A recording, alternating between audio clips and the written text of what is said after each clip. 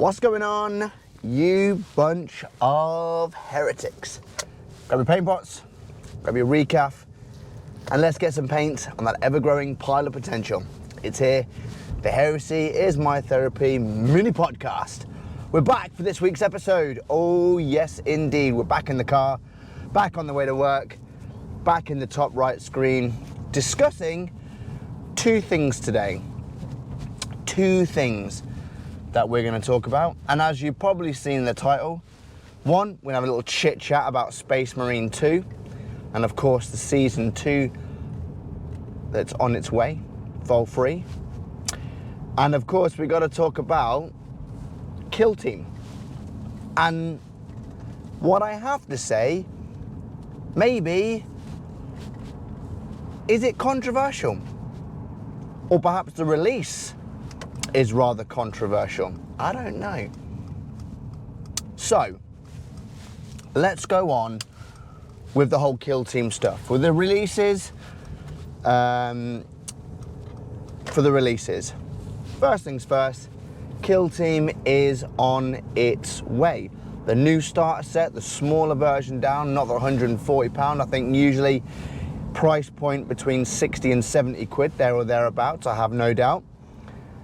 But it's the two Kill Teams inside that I think raise some questions. So in the previous edition of Kill Team, we had the Orcs and the Orc Commandos and our Krieg veterans.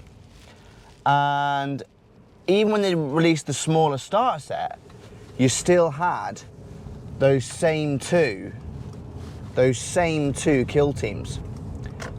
But for this new edition, not so much. In this new edition, we're seeing old models that weren't available. It's such a weird dynamic. We're almost going back to, I want to say, 8th edition 40k, where we had the release of Primaris and Nurgle, and now we're getting the same thing again. Two Kill Teams that were originally only available in random guised, in random boxed single miniature format. And now they're boxing them together and releasing them as part of the starter set. Now, if I'm not mistaken, because I managed to get hold of a full collection set of the Warhammer Heroes Season 4 from Wayland Games, actually. I think I paid £35 for the box, I think, you know, and there was a small part of me. In fact, I bought two boxes. One I did as a set for a friend of mine, who's got that set in the Crimson Fist, which I painted for him. And I've still got the other set, of which I'm not too sure what I'm going to do with yet.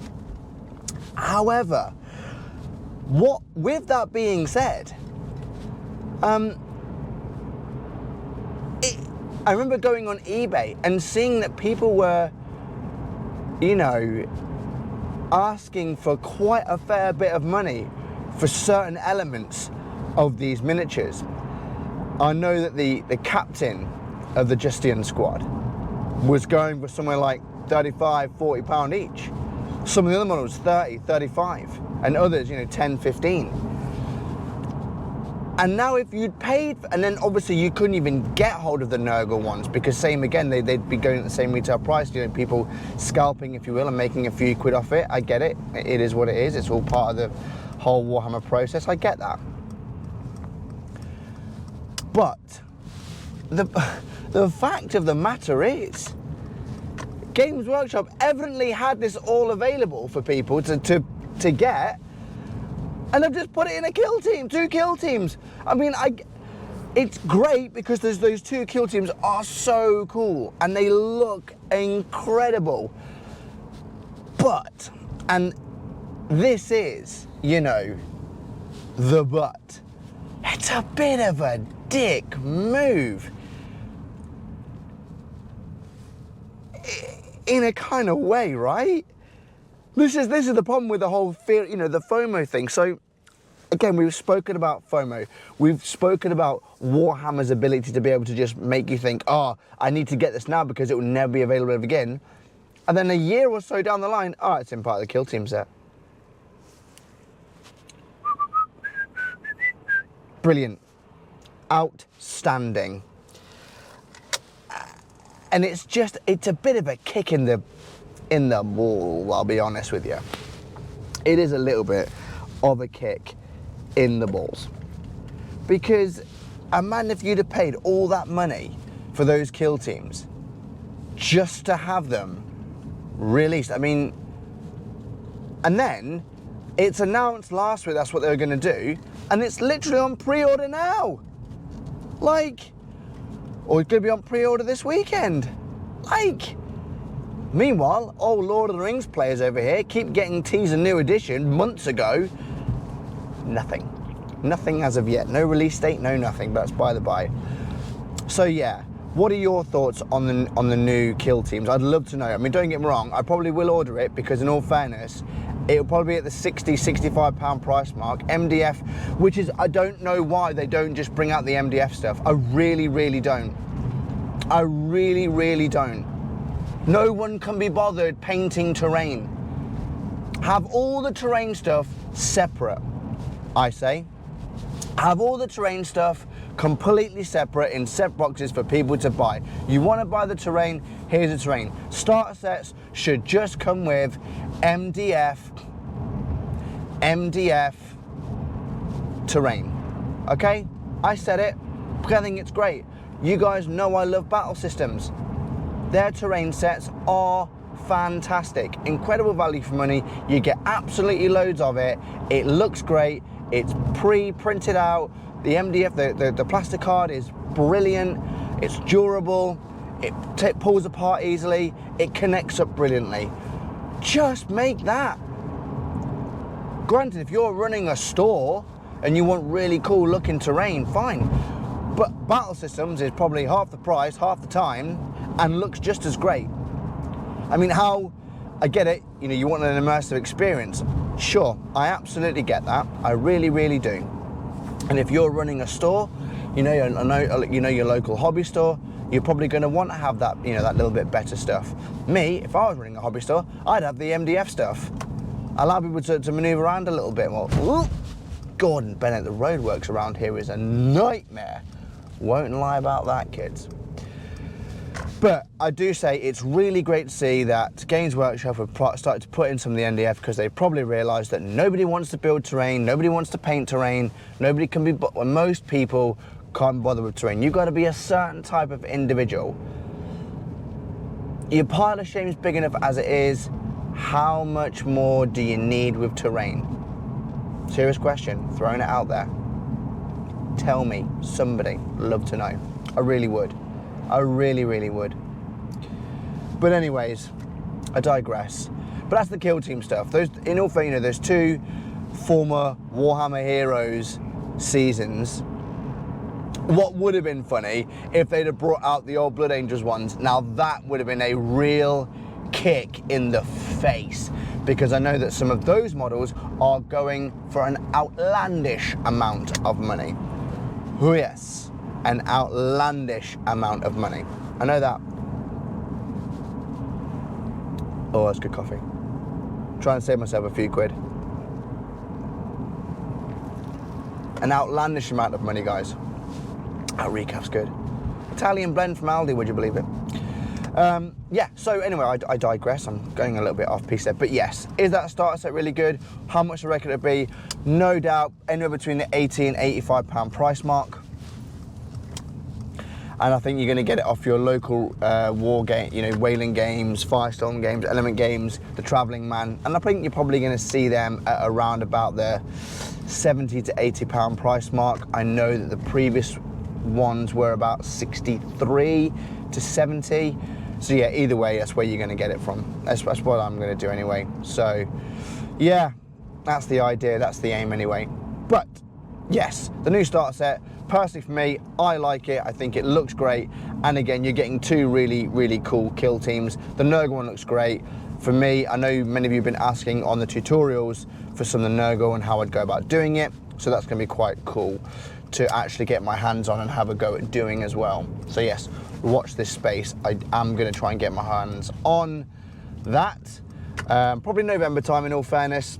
Let the hype go down and then go from there. So what else has been going on before we get on to our main point of today, our main subject? I've been really busy trying to get models painted, so the tutorials have been taking a bit of a hit, I will be honest, because I'm trying to get 2,000 points worth of Space Marines painted for the Rally Point 2K Games event that I'm going to. It's going to be my very first game of 10th edition 40k, which is really quite cool. So I'm looking forward to actually fielding 2,000 points worth of Space Marines.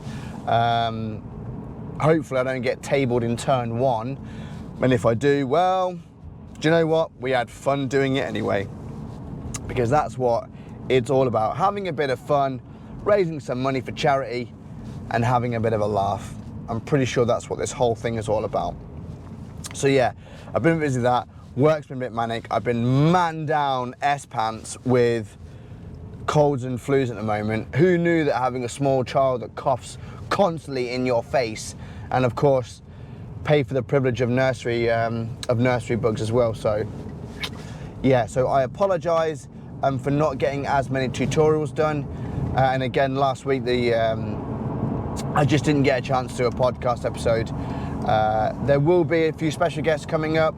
Mate of mine, Claudie's hopefully going to be on the next one next week, ideally, hopefully, if we can get it sorted out. We're both really, really busy, but again, a really great guy that I always love talking about. Warhammer with. We have hours and hours and hours of conversation, just like Scott at Plays with Soldiers. But yeah, that's what's been going on at the minute, so I apologise. The channel's not been getting as many tutorials out as I would like. We are going to keep doing it. Don't you worry, folks. Right, so the main kind of topic of today, Space Marine 2. Space Marine 2, right? Now I know there's loads of videos, there's loads of footage, there's loads and loads of reviews. I already am aware of that. All I'm doing here is just saying, if you haven't bought it yet, now is the time. Before I go on to that, I've just remembered something that I want to talk about, talking about the Warhammer Heroes thing that we mentioned earlier on, and why I haven't ordered or haven't bought the new recruit set with Titus and the 12 Termagants, because there's a small part of me that feels like they are going to release Titus as a standalone miniature at some point. I really want it. I don't know if I want to pay £42 for it. That's my issue right now. And issue it is. I also don't need another 12 Termagants or Hermagants or whatever they're called. I really don't, because the next edition of Combat Patrol magazine, there's another 220 of those coming, and I've still got 2 more lictors to do. And the Barbagons, I think they're called. So I've got those to do. There's a lot to do. There's a lot to do. I really want to make this my full-time job, but unfortunately I can't do that. Anyway, I'm rambling on about stuff I shouldn't be rambling on about. So yeah, have you bought the Recruit Edition yet? Have you managed to get hold of the Titus model? Please let me know. Please let me know what you think. Are you parting ways with £42 for a Titus model? I'd love to know. I really would. Anywho, I digress. So, Space Marine 2. I never had I've not bought a PlayStation 5, or I hadn't yet, obviously I now have. So I was waiting out for a PlayStation 5. I know they've been trying to get hold of them forever and ever and ever and ever and ever. I know they're, trying to get hold of a PlayStation 5 in the first 2 years was like unachievable. And then I saw Season 2 I've seen all the people playing, you know, all the spoilers have already been done. I get it, you know, you can't avoid social media without seeing the spoilers of Space Marine 2. Wasn't really much of a spoiler, to be honest with you. You kind of thought, oh yeah, I mean, it makes sense. Kind of makes sense from the word go at the start of the game with certain aspects. What I loved was the opening level of the Tyranids, where you are Titus, Black Shield, Death Watch, and it was just so cool. Why they didn't bring out a Black Shield Titus in Death Watch format, I don't know. Because once again, you could have brought out a true scale Death Watch model and a Titus model together, and that would have sold. You could have had it as a commemorative model idea or what. Death Watch, Black Shield Titus, and then Rubicon Primaris Lieutenant Titus. Hello? You like money, Games Workshop? Because that would have been an easy win. It would have been the easiest of wins. But hey ho, anyway. So, yeah, Death Watch, Black Shield, Titus, quite possibly one of the coolest opening starts to a game. Hands down, no dispute. Again, I know there have been reviews that are very Gears of War-esque, you know, the different styles of execution on Tyranids. It doesn't get boring. I have no interest. All I like doing is wielding that chainsword and just blitzing through everything. Oh, honestly, it is just magic. It's so good, like so good, in the fact that you're just catching Tyranids by the tail, throwing them into the ground, chainswording your way through life. It's just, I tell you what I really like about the game, and it's this. It's pick up and play, no real thinking involved, I've got it on easy for the time being. I'll complete the game, I'll go back and do it in harder and harder because the game is so good. It's very Gears of War-esque. It is that angled third-person view that just looks great. The graphic, and it's the attention to detail. It's just all the little things that just make it right. Anyway, so I don't know why I even gone onto this tangent. So Season 2, I saw the release of that with the Dark Angels pack, all the Horde mode, survival stuff, more PvE type stuff, content that's going to be coming for God knows how many years. So all these things were just like, well, Dan, this is now the time to get it. With that in mind, of course, you've got the new PlayStation 5 Pro, which means the PlayStation 5 has gone down in price. So I managed to get hold of a PS5 off EE Store for 320 quid. I'll take that. I'll take it. I'll absolutely take that. Did I spend £95 on the Ultra Pack? You know I did.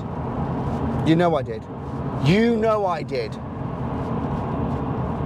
Because you start doing man maths. It was like, because I bought the digital edition of the PS5, because there's literally like 2 games I actually want to play, which is just Helldivers and Space Marine 2. That's it. 2 games I'm going to play. I won't really need anything else outside of that, so no need for the disc copy. And besides, I have a small child who somehow managed to get into the drawers and just opens disc boxes, so I'm not too fussed, you know? So yeah, got the digital version, had to. But honestly, I from the minute you turn it on, setting up, going through it all, seeing, I mean, I'm not even that far into the game. You know, people have completed it, there's the online, there's all of it, and I've not even got anywhere near that. But what I have got is a little bit of time I've managed to play. I've maybe had a couple of hours on it, and I just don't want to put it down. One of the really cool things that and this is the one thing I noticed, because obviously I've never been a PS5 player, wasn't sure about the hype around it, but my goodness, totally worth the haptic feedback on the PS5 controller. So, if anybody out there has ever fired a pistol before, pistol's really interesting because of the safety features it has on it. So when you fire a pistol, you have an initial pull, a trigger hold, and you have like almost like a bit of a stop, and then you squeeze. So it's like squeeze, stop, pull. What's really cool about the haptic feedback on the PS5, for when you're firing like any of your weapon systems, you'll have that initial gap, then click through. It's so cool. It's just like click, click, click, click, click, click, click, click, click, click, click, click. It's just like click, click, click, click, click, click. It just adds that little bit of realism to the game, and the vibration, the little kickbacks as you're, you know, it's trying to give you that little bit of ricochet on there. Ricochet? No, that little bit of like, not ricochet, just that little bit of knockback on the weapon as you're firing for the recoil, that little bit of recoil as you're on the trigger, you know, having to control it, having that click through, it's just great. And then when you're chainsawing through everything, oh man, when you're just wielding that chainsaw, and it's just vibrating in your hand, and you're just slashing through everything, and you find different ways to execute these tyranids, it's just brilliant. If you haven't got it yet, please try and find yourself some incredible deals on a PS5 and just get Space Marine 2. If you are a 40k fan, even if you're not a Space Marine fan, but if you love the world of Warhammer and you want to have that immersive experience of like, oh, this is what it feels like when my models are on the tabletop. It's like the team that have made this game, the 4.5 million players I think it's now at, whoever's made this game, it feels like they've just gone around the Warhammer 40k community and gone, well, Space Marine, the first one, was phenomenal. Let's see what people would really like in a game. And they've listened. They've just listened to what the Warhammer community wants in a game. Or they've listened to, whoever it is that they've listened to. They've obviously listened to the community and go, what do people want in a game? The lore, the lore, the graphics. It's the little minute details that you, as a 40k player, you notice. It's just the little nuances. It's the armaments, it's the weaponry, it's the iconography, it's the conversations, it's the grimdark, it's the gothic feel. It's just all of it. Even when you're in the main hangar and you've got your Ultramarine Thunderhawk gunship there waiting to go and take you in, and it's all the grime that's on there. It's even though it's trying to be as clean as possible, it's already been battle hardened with authentic battle damage, you know. It's the way that the servitors are cutting around. It's the way you've got the Mechanicum just there, fixing all your bits and pieces. It's just brilliant. It's when you're looking up into the big, you're in a spaceship orbiting, but it's where you can't even see that the scale is so immense. It's brilliant. And the storyline, what I've got so far, is just great. Poor old, with the little things about it does enough to explain the lore without explaining the lore, if that makes sense. So, for example, the way they have the dialect between the sergeant and the Marine guy that you've got, I forget the names, I'm so sorry. When he's like, did you see the lieutenant? He's got 2 service studs. He's well over 200 years old. And he's like, well, he wasn't born Primaris, was he? And he's got your leadership. And And they're like, ooh, firstborn Primaris, ooh. Sorry, it was a bit silly, bit cringe. So it's just stuff like that. It's just all those little nuances in the game that just make it just so good. And I've not even scratched the surface of the game yet. But this is really just an episode just saying, you know what? I'm so glad I bought it. It's a cracking game. I absolutely advise everyone to buy the game because it's just brilliant. Hands down, no dispute, one of the best games I have ever played. Fact.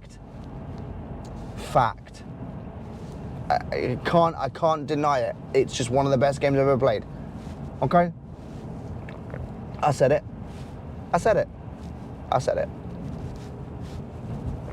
So yeah, if you haven't already bought it, go and buy it. Get it. It's brilliant. It really is brilliant. And to all those out there of the non-Warhammer players that are just a Space Marine player and all the gamers out there, you have unfortunately potentially made a bit of a mistake in your life, because now you're going to be exposed to the whole realms of 40k lore and Warhammer lore that you did not want to open up. Oh, the Ultramarines are good guys. Well, they are the poster boys and they are as close as you're going to get to it, to a degree. So, yeah. Just yeah. Anyway, guys, hopefully you've enjoyed today's little mini podcast. Not a long one, as always. What are we at? We're about 26 minutes long. I told you, short and sweet. Hopefully you've based a few models at the very least, put a few layers on, and of course listen to me ramble away about garbage. Hopefully. Anyway, guys, I'm gonna let you go. I will see you guys on the next one. So yeah, catch the next one. Bye bye.